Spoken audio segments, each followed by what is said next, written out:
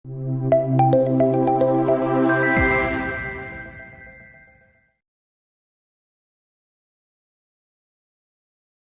Every one. Shadow ബ്രോഡ്കാസ്റ്റിംഗിൻ്റെ free path IAS പ്രോഗ്രാമിലേക്ക് എല്ലാവർക്കും സ്വാഗതം.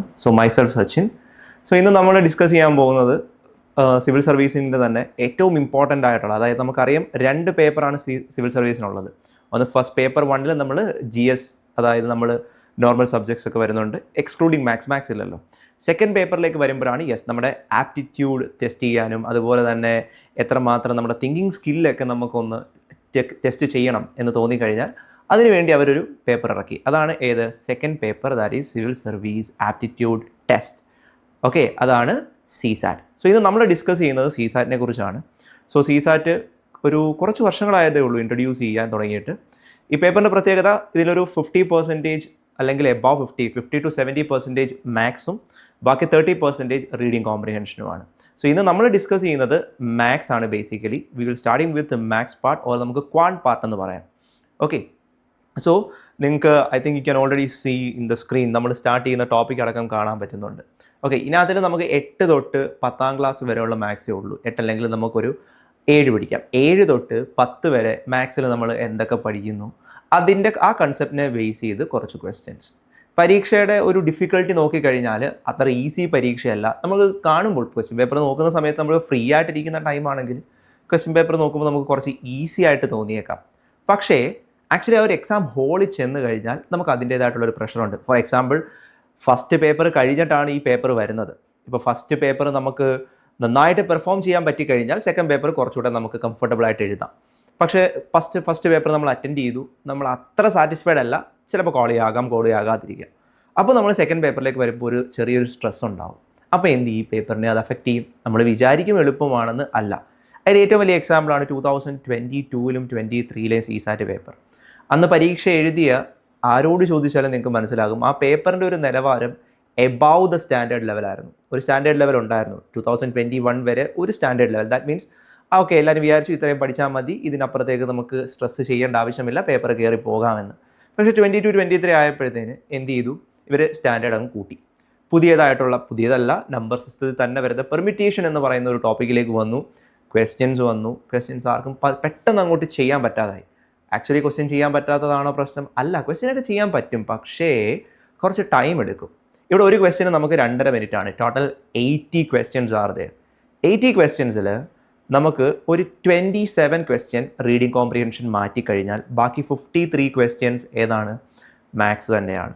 ആ മാത്സിലും നമുക്ക് സ്റ്റേറ്റ്മെൻറ്റ് ബേസ്ഡ് ക്വസ്റ്റ്യൻസ് വരും, ചിലപ്പോൾ സെൻറ്റൻസ് ബേസ്ഡ് ക്വസ്റ്റ്യൻസ് വരെ നമ്മൾ ചെയ്യുന്നുണ്ട്. അതുപോലെ തന്നെ നോർമൽ ന്യൂമറിക്കൽ ടൈപ്പ് ഓഫ് ക്വസ്റ്റ്യൻസും വരുന്നുണ്ട്. ഓക്കെ, നമുക്ക് നമ്പേഴ്സ് ഇട്ടും അല്ലാതെ സോൾവ് ചെയ്തും നമ്മുടെ ഇക്വേഷൻസ്, ഐഡൻറ്റിറ്റീസ് ഒക്കെ യൂസ് ചെയ്യാൻ പറ്റുന്ന ഒരു 53 ക്വസ്റ്റ്യൻസ് എവിടെയുണ്ട്? നമുക്കുണ്ട്. ഓക്കെ, ഈ പരീക്ഷ ഈസി അല്ലെന്ന് മനസ്സിലായല്ലോ. ഇനി 24ലേക്ക് വരികയാണെങ്കിൽ കുറച്ചുകൂടെ എളുപ്പമാക്കി. 23 അപേക്ഷിച്ച് 24ലെ പേപ്പർ കുറച്ചുകൂടെ കമ്പാരിറ്റീവ്ലി എന്ത് ചെയ്തു, CSAT കുറച്ചുകൂടെ എളുപ്പമായി. ഓക്കെ, കാരണം എനിക്ക് തോന്നുന്നു ഒരുപാട് കുട്ടികൾ സ്ട്രെസ്ഡ് ആയി പോയി കാണാം 23ലെ പേപ്പർ അത്രയും ഡിഫിക്കൽട്ട് ആക്കിയപ്പം. അപ്പോൾ 24ലേക്ക് എന്ത് ചെയ്തു, കുറച്ചുകൂടെ അവർ ഈസി ആക്കി. ആ സമയത്ത് 24ൽ അവർ റീഡിങ് കോംപ്രിഹെൻഷൻ ടഫാക്കി. 23ൽ മാത്സ് ടഫും റീഡിങ് കോംപ്രിഹെൻഷൻ ഒരു മോഡറേറ്റ് ടു ഈസി ആയിരുന്നു.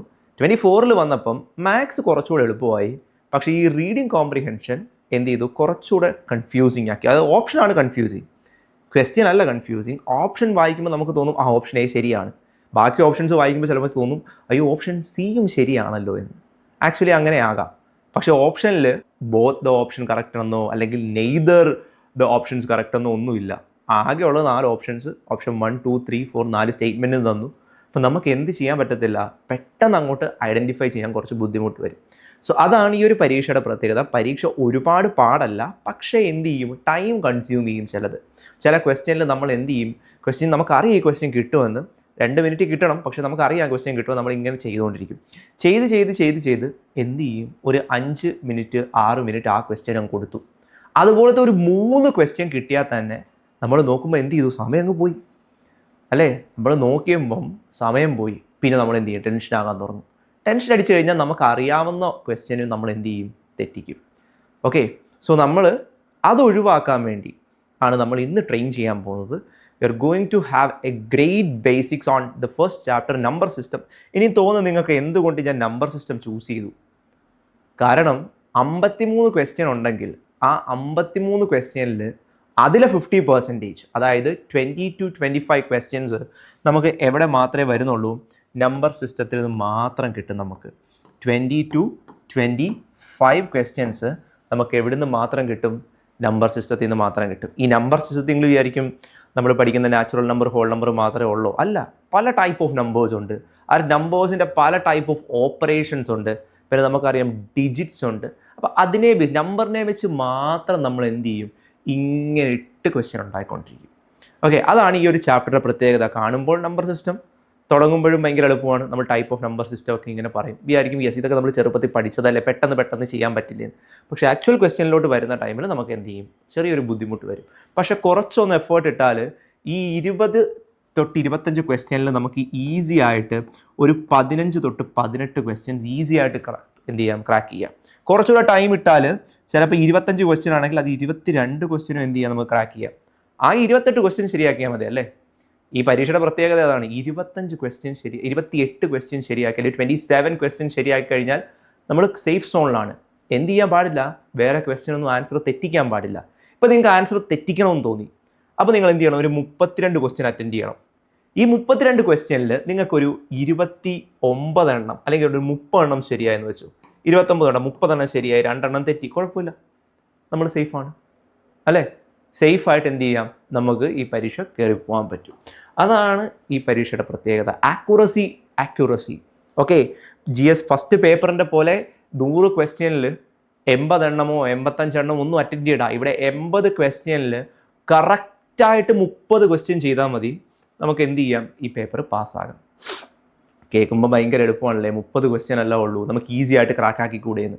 അതാണ് ഞാൻ ആദ്യം പറയുന്നത്. എക്സാം ഹാളിൽ കയറുമ്പം ആക്ച്വലി അറ്റ്മോസ്ഫിയറെ മാറി, നമ്മുടെ ആ ഒരു നമ്മൾ തിങ്ക് ചെയ്യുന്ന രീതിയെ എന്ത് ചെയ്യും? മാറിപ്പോകും. അത് പാടില്ല. ഓക്കെ, അതാണ് ഈ പരീക്ഷയിൽ ഏറ്റവും കൂടുതൽ ശ്രദ്ധിക്കേണ്ട കാര്യം. ഫോക്കസ്ഡ് ആയിരിക്കണം എക്സാം എഴുതുന്ന ടൈമിൽ. ഡിസ്ട്രാക്ഷൻസ് ഒന്നും ഉണ്ടാകാൻ പാടില്ല. നിങ്ങൾക്ക് ഇപ്പോൾ കുറച്ചൊന്നും സ്ട്രെസ്ഡ് ആകുന്നുണ്ടെങ്കിൽ ഒരു 5 മിനിറ്റ്സ് ബ്രേക്ക് എടുത്തോളൂ, ഒരു കുഴപ്പമില്ല. 5 മിനിറ്റ്സ് ബ്രേക്ക് എടുക്കാം. കാരണം 80 ക്വസ്റ്റ്യന് നിങ്ങൾക്ക് 2 hours കിട്ടും. ദാറ്റ് ഈസ് 120 മിനിറ്റ്സ് കിട്ടും അല്ലേ? 80 question 120 minutes. That means per question, ഒരു ക്വസ്റ്റ്യൻ ചെയ്യാൻ 2.5 മിനിറ്റ് ഉണ്ട്. 2.5 മിനിറ്റ്. ഓക്കെ, നിങ്ങളൊരു 20 ക്വസ്റ്റ്യൻ ചെയ്തു, നിങ്ങൾ ഷുവറാണ് ആ 20 എണ്ണം ശരിയാകും, അല്ലെങ്കിൽ ഒരു 18 എണ്ണം ശരിയാകുമെന്ന് ഷുവറാണ്. ഓക്കെ, 20 ക്വസ്റ്റ്യൻ നിങ്ങൾ 1 മണിക്കൂറിൽ ചെയ്തു എന്ന് വെച്ചു. ഒരു 5 മിനിറ്റ് ബ്രേക്ക് എടുത്തു, ഒരു കുഴപ്പമില്ല. ഓക്കെ, നിങ്ങൾക്ക് എന്ത് ചെയ്യാം? ബാക്കി നിങ്ങൾക്ക് ഒരു 12 ക്വസ്റ്റ്യൻ ശരിയാക്കിയാൽ മതി. ഒരു 5 മിനിറ്റ് ബ്രേക്ക് എടുത്താൽ നമുക്ക് കുറച്ചുകൂടി ഒന്ന് റിലാക്സ്ഡ് ആകും. ഓക്കെ, ബ്രെയിൻ ഒന്ന് റിഫ്രഷ് ആകും, നമുക്ക് ബാക്കി എഴുതാൻ പറ്റും. ഓക്കെ, ഇത്രയും കാര്യങ്ങളാണ് ഈ ഒരു പരീക്ഷ എഴുതുന്നതിന് മുമ്പ് ഈ ഒരു പേപ്പറിൽ നമ്മൾ ശ്രദ്ധിക്കേണ്ട കാര്യങ്ങൾ. ഓക്കെ, ഇനി നമുക്ക് എന്ത് ചെയ്യാം? ചാപ്റ്ററിലേക്ക് കിടക്കാം. Chapter number system. Okay, number system നമ്മൾ ചെറുപ്പം തൊട്ടേ പഠിക്കുന്നതാണ്. ഏതൊക്കെ നമ്പർ സിസ്റ്റം ഉണ്ടെന്ന് നോക്കാം നമുക്ക് ആദ്യം. നമ്പർ സിസ്റ്റത്തിൽ നമുക്ക് ആദ്യം തന്നെ real numbers and imaginary numbers. Real numbers എന്താണ്? ആൻഡ് ഇമാജിനറി നമ്പേഴ്സ് എന്താണ്? റിയൽ നമ്പേഴ്സ് എന്ന് പറഞ്ഞാൽ ഇപ്പം ഞാനൊരു നമ്പർ ലൈൻ ഡ്രോ ചെയ്യുന്നു. ഐ തിങ്ക് എനിക്ക് തോന്നുന്നു എല്ലാവർക്കും പെട്ടെന്ന് മനസ്സിലായി. ഞാനിപ്പോൾ നമ്പർ ലൈൻ ഇങ്ങനെ ഡ്രോ ചെയ്തു. ഇതാണ് നമ്പർ ലൈൻ. നമ്പർ ലൈൻ 0യിൽ നിന്ന് തുടങ്ങുകയെന്ന് കരുതുക. ഈ നമ്പർ ലൈനിൽ എനിക്കൊരു നമ്പറിനെ പ്ലോട്ട് ചെയ്യാൻ പറ്റിക്കഴിഞ്ഞാൽ അത് റിയലാണ്. ഓക്കെ, എനിക്ക് എന്ത് ചെയ്യാൻ പറ്റും? എന്നോട് ഇപ്പോൾ 2 എവിടെയാണെന്ന് ചോദിച്ചു കഴിഞ്ഞാൽ ഞാൻ 1, 2 എന്ന് എഴുതി കാണിച്ചു. എനിക്ക് എന്ത് ചെയ്തു? 2നെ നമ്പർ ലൈനിൽ കാണിക്കാൻ പറ്റും. ഓക്കെ, ഇപ്പോൾ 2.5 എന്താണെന്ന് ചോദിച്ചു കഴിഞ്ഞാൽ എനിക്കിപ്പോൾ 2.5നെ ഞാൻ ഇവിടെ കാണിച്ചു. സോ എനിക്ക് ഒരു നമ്പർ ലൈനിൽ ഒരു നമ്പറിനെ റെപ്രസെൻറ്റ് ചെയ്യാൻ പറ്റിയാൽ അതിനെ എനിക്ക് റിയൽ നമ്പർ എന്ന് വിളിക്കാം. ഇപ്പം നമ്പർ ലൈനിൽ പറ്റത്തില്ലെങ്കിൽ അതെന്തായി? ഇമാജിനറി നമ്പറായി. ഇതിനകത്തിൽ നമുക്ക് ഈ ഒരു കൺസെപ്റ്റ് വേണ്ട. എന്ത് വേണ്ട? നമുക്ക് ഇമാജിനറി നമ്പർ എന്ന് പറയുന്ന ഈ ഒരു കൺസെപ്റ്റ് നമുക്ക് വേണ്ട. ഓക്കെ, സോ നമുക്ക് എന്ത് ചെയ്യാം? ഇതങ്ങ് ഒഴിവാക്കാം. ഇനി നമുക്ക് എന്തൊക്കെ മതി? നമുക്ക് വേണ്ടത് റിയൽ നമ്പേഴ്സ്. ഓക്കെ, ഇനി ഈ റിയൽ നമ്പേഴ്സിൻ്റെ ക്ലാസിഫിക്കേഷൻസ് നമുക്ക് നോക്കാം. റിയൽ നമ്പേഴ്സിൽ ക്ലാസിഫൈ ചെയ്യുന്ന ടൈമിൽ നമുക്ക് ഫസ്റ്റ് ക്ലാസിഫിക്കേഷൻ എന്ന് പറയുന്നത് ഏതാണ്? Natural numbers. നമ്മൾ എണ്ണാൻ പഠിച്ച നമ്പേഴ്സ്. നമ്മൾ എവിടെ തൊട്ടാണ് എണ്ണി തുടങ്ങിയത്? 1 എന്നാണ് എണ്ണി തുടങ്ങിയത് അല്ലേ? ആദ്യമായിട്ട് എണ്ണുമ്പോൾ നമ്മൾ 1, 2, 3 എന്നൊക്കെയാണ് എണ്ണുന്നത് അല്ലേ? സോ 1ൽ നിന്ന് നമ്മൾ എണ്ണി തുടങ്ങി. 1, 2, 3, 4.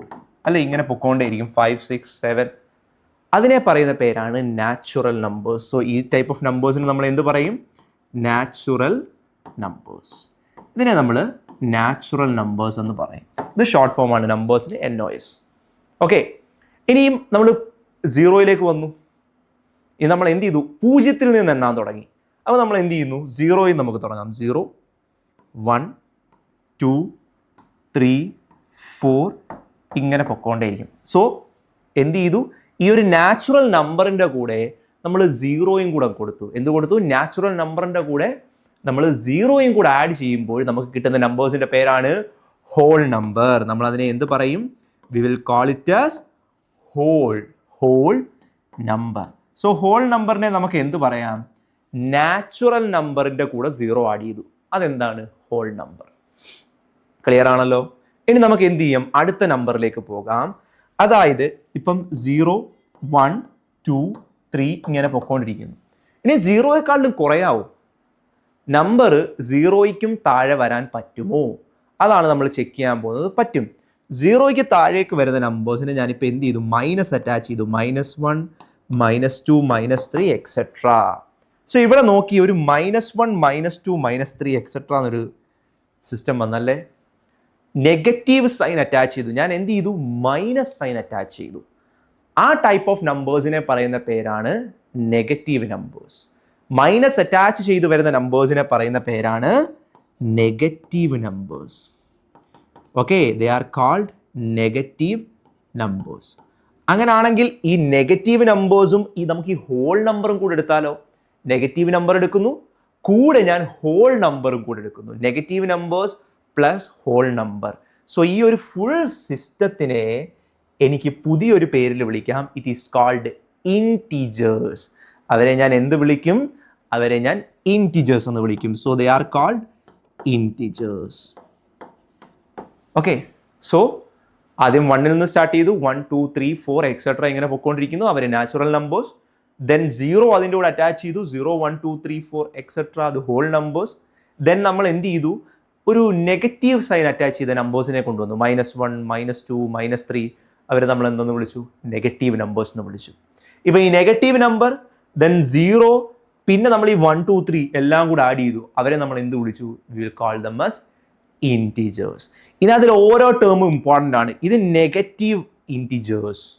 0യ്ക്ക് ലെഫ്റ്റ് സൈഡിൽ കിടക്കുന്നതിനെ നമ്മൾ നെഗറ്റീവ് ഇൻറ്റീജേഴ്സ് എന്ന് വിളിക്കും.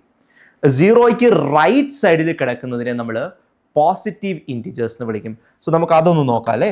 സോ ഞാൻ എന്ത് ചെയ്തു? -3, -2, -1, 0, 1, 2, 3 എഴുതി.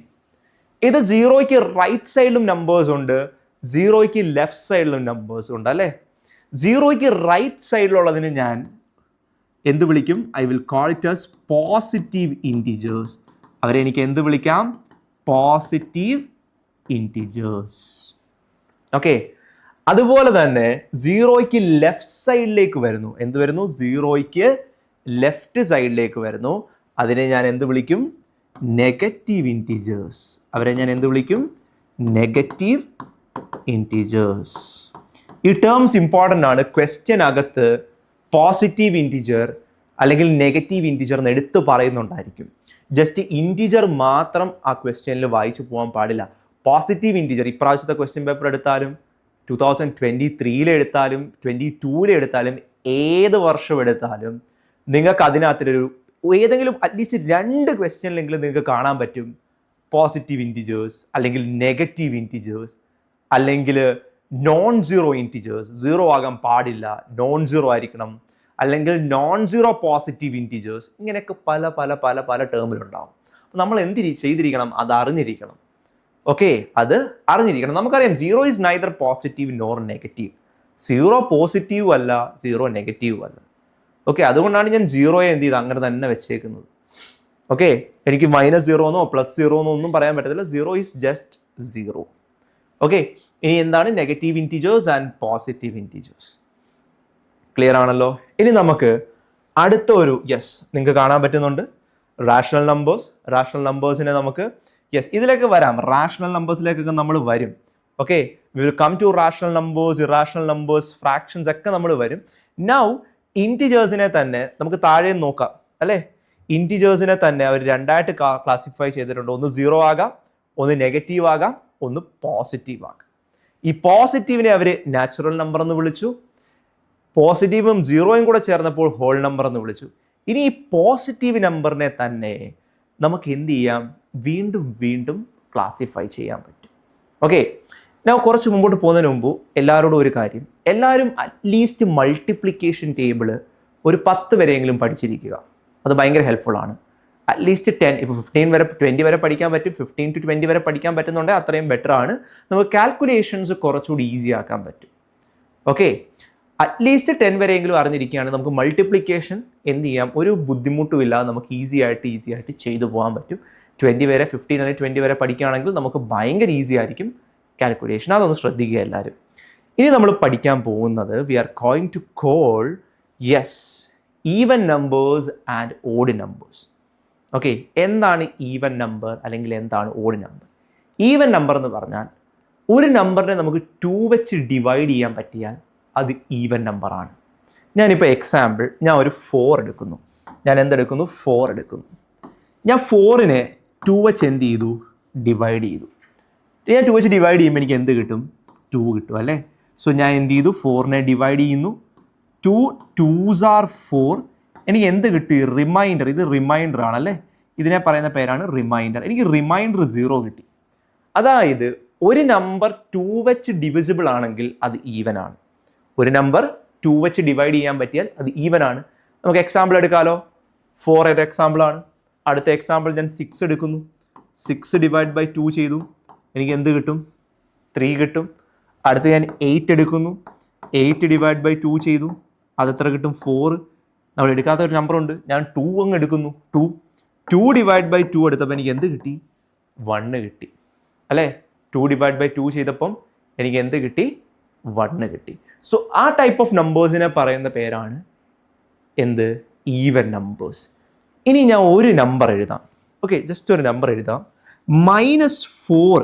ഞാൻ -4 എന്ന് പറയുന്ന നമ്പർ എഴുതി. എനിക്ക് -4നെ 2 വെച്ച് ഡിവൈഡ് ചെയ്യാൻ പറ്റുമോ? അതാണ് എൻ്റെ ചോദ്യം. പറ്റും അല്ലേ? -4നെ ഞാൻ എന്ത് ചെയ്യുന്നു? 2 വെച്ച് ഡിവൈഡ് ചെയ്യുന്നു. -4നെ ഞാൻ 2 വെച്ച് ഡിവൈഡ് ചെയ്യുമ്പം ആൻസർ എനിക്ക് -2 എന്ന് കിട്ടും അല്ലേ? കാരണം ഞാൻ -4 എടുക്കുന്നു, എന്ത് ചെയ്യുന്നു? 2 വെച്ച് ഡിവൈഡ് ചെയ്യുന്നു. എനിക്കറിയാം 2 into -2 ചെയ്യുന്നു. ഞാൻ 2 into -2 ചെയ്താൽ എനിക്ക് എന്ത് കിട്ടും? -4 കിട്ടും. അപ്പോൾ എൻ്റെ റിമൈൻഡർ എന്തായി? റിമൈൻഡർ 0 ആയി. സോ റിമൈൻഡർ 0 വന്നു കഴിഞ്ഞാൽ അതിനർത്ഥം -4നെ എനിക്ക് ആര് വെച്ച് ഡിവൈഡ് ചെയ്യാം? 2 വെച്ച് ഡിവൈഡ് ചെയ്യാം. അപ്പോൾ -4 ഈവൻ ആണോ? ആണ് അല്ലേ? സോ നെഗറ്റീവ് നമ്പേഴ്സിലും എന്ത് വരാം? ഈവൻ വരാം. ഈവൻ ഒന്നും എപ്പോഴും പോസിറ്റീവ് ആകണം എന്ന് ഒരു കണ്ടീഷനും ഇല്ല. നെഗറ്റീവ് നമ്പേഴ്സും എന്താകാം? ഈവൻ ആകാം. അതിന് എക്സാമ്പിളാണ് -4. വേണമെങ്കിൽ നമുക്ക് -6 എടുക്കാം. -6നെ ഞാൻ എന്ത് ചെയ്യുന്നു? -6നെ ഞാൻ 2 വെച്ച് ഡിവൈഡ് ചെയ്യുന്നു. -6നെ ഞാൻ 2 വെച്ച് ഡിവൈഡ് ചെയ്യുമ്പോൾ എനിക്ക് എന്ത് കിട്ടും? -3 എന്ന ആൻസർ കിട്ടും. റിമൈൻഡർ അപ്പോഴും 0. ദാറ്റ് മീൻസ് -6ഉം എന്താണ്? 2 വെച്ച് ഡിവിസിബിൾ ആണ്. ഓക്കെ, ക്ലിയർ ആണല്ലോ? ഇതാണ് ഈവൻ നമ്പർ. അപ്പോൾ ഓഡ് എന്തായിരിക്കും? ഇതൊന്നും അല്ലാത്ത നമ്പേഴ്സിനെയാണ് നമ്മൾ എന്തെന്ന് പറയുന്നത്? ഓഡെന്ന് പറയുന്നത്. അതായത് 2 വെച്ച് ഡിവൈഡ് ചെയ്യാൻ പറ്റാത്ത നമ്പേഴ്സ്. എക്സാമ്പിൾ 1 എടുക്കുന്നു. 1നെ എനിക്ക് 2 വെച്ച് ഡിവൈഡ് ചെയ്യാൻ പറ്റുമോ? ഇല്ല. ഇനി ഞാൻ 3 എടുക്കുന്നു. 3യെ എനിക്ക് 2 വെച്ച് ഡിവൈഡ് ചെയ്യാൻ പറ്റുമോ? ഇല്ല. ഇനി ഞാൻ എടുക്കുന്നു 5 എടുക്കുന്നു, പറ്റത്തില്ല. 7. സോ 2 വെച്ച് ഡിവൈഡ് ചെയ്യാൻ പറ്റാത്ത നമ്പേഴ്സ് എല്ലാം ഓഡായിരിക്കും. ഓഡ് നമ്പേഴ്സിന് എനിക്ക് എന്ത് ചെയ്യാൻ പറ്റത്തില്ല? 2 വെച്ച് ഡിവൈഡ് ചെയ്യാൻ പറ്റത്തില്ല. അടുത്ത എക്സാമ്പിൾ ഞാൻ -1 എടുക്കുന്നു. ഡിവൈഡ് ചെയ്യാൻ പറ്റുമോ? ഇല്ല. -3 എടുക്കുന്നു, പറ്റത്തില്ല. -5 എടുക്കുന്നു, പറ്റത്തില്ല. എന്ത് ചെയ്യുന്നു? ഇങ്ങനെ പൊക്കോണ്ടിരിക്കും. സോ എനിക്ക് എന്ത് ചെയ്യാൻ പറ്റത്തില്ല? -3, -5, -1 അതിനൊന്നും 2 വെച്ച് ഡിവൈഡ് ചെയ്യാൻ പറ്റത്തില്ല. ആ ടൈപ്പ് ഓഫ് നമ്പേഴ്സിനെ ഞാൻ എന്ത് പറയും? Odd numbers. അവരെ എനിക്ക് എന്ത് പറയാം? I can call them as odd numbers. So these are the two classification of numbers. One is even number and the next one is odd number. Okay. So next class നമുക്ക് എന്ത് ചെയ്യാം? ഇവരുടെ ഓപ്പറേഷൻസിനെ കുറിച്ച് പഠിക്കാം. നിങ്ങൾക്ക് ഇവിടെ കാണാൻ പറ്റുന്നുണ്ട് ഓപ്പറേഷൻസ് അല്ലേ? നെക്സ്റ്റ് ക്ലാസ്സിൽ നമുക്ക് എന്ത് ചെയ്യാം? ഓപ്പറേഷൻസ് ആൻഡ് അതിൻ്റെ ക്വസ്റ്റ്യനിലേക്ക് പോകാം. Okay, thank you everyone.